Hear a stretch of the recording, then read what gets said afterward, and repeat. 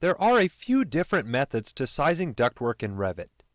You can simply change the size of each duct segment as you sketch ducts, or you can size the ductwork after it has been created. In this model, there are 3 duct systems that already have ductwork laid out. However, the ductwork has not been sized.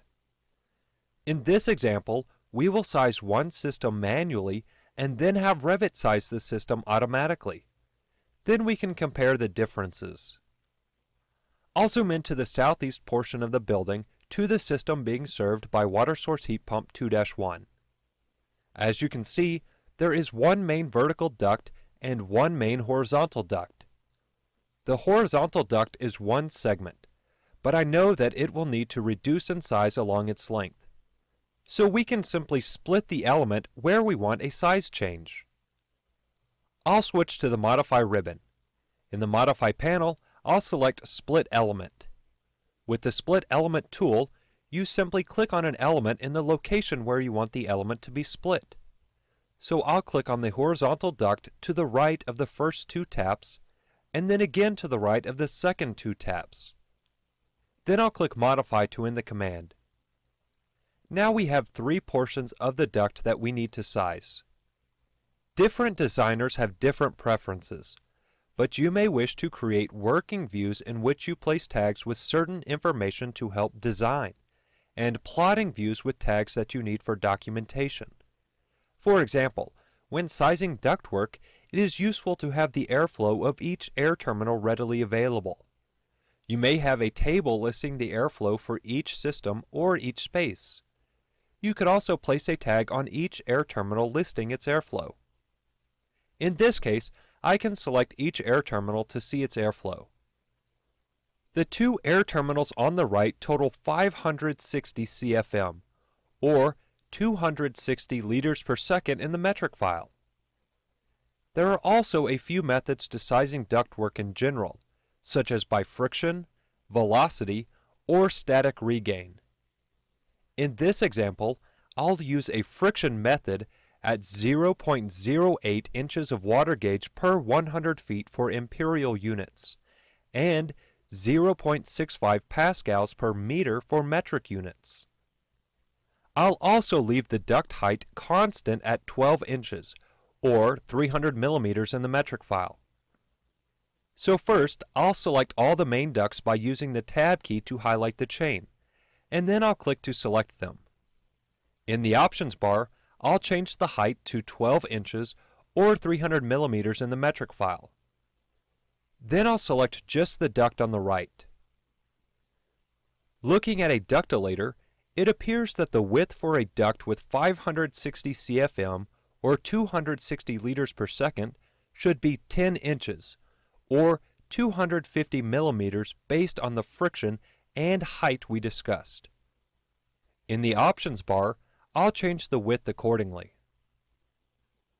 Now I'll select the center horizontal duct. The total airflow in this duct is 1,110 CFM, or 516 liters per second in the metric file. Back to the ductilator, it appears that the width for this duct should be 16 inches, or 400 millimeters in the metric file. So once again, I'll change the width in the options bar. Lastly, I'll select the left horizontal duct, the elbow, and the vertical duct. The total airflow in the system is 1,660 CFM, or 772 liters per second in the metric file. Looking at the ductilator again, it appears that the width for these duct segments should be 22 inches, or 550 millimeters in the metric file. So I'll change the width in the options bar. Now this system has been sized appropriately.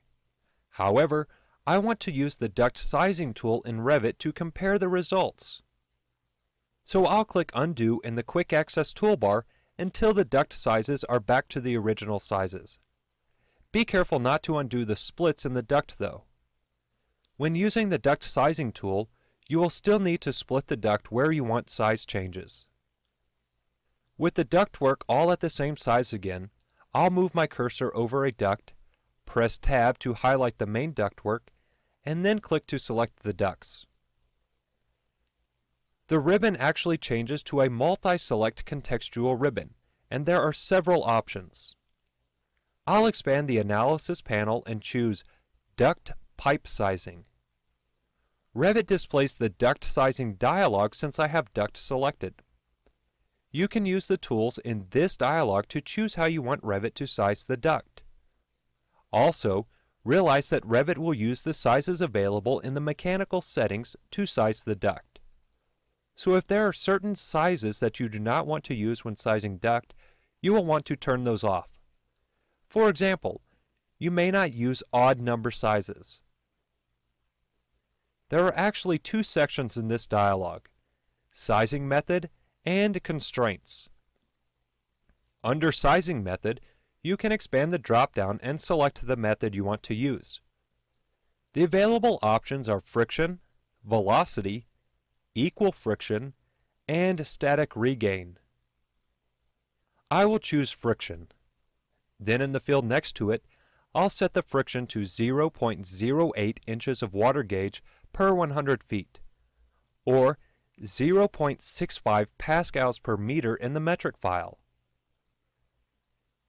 If you choose the friction or velocity methods, the radio buttons below the sizing method drop-down are available. For example, with friction selected, you can choose "and" to use both the friction and velocity methods when sizing the ductwork. You could also select "or" to use both methods. However, with "or" selected, the size of the duct is allowed to break either the friction or velocity rule, but must comply with one. I'll leave it set to only. If you choose equal friction or static regain, these radio buttons will not be available. In the Constraints section, you can expand the branch sizing drop-down and choose Calculated Size Only, Match Connector Size, or Larger of Connector and Calculated. Since I did not select any branch ducts, this option will be ignored. But be aware that they are available when sizing ductwork. Below that, you can choose to restrict height or restrict width. Since we sized the duct previously based on a height of 12 inches or 300 millimeters in the metric file, I'll select Restrict Height and choose 12 inches or 300 millimeters in the list. With all the options selected, I will click OK to let Revit size the ductwork.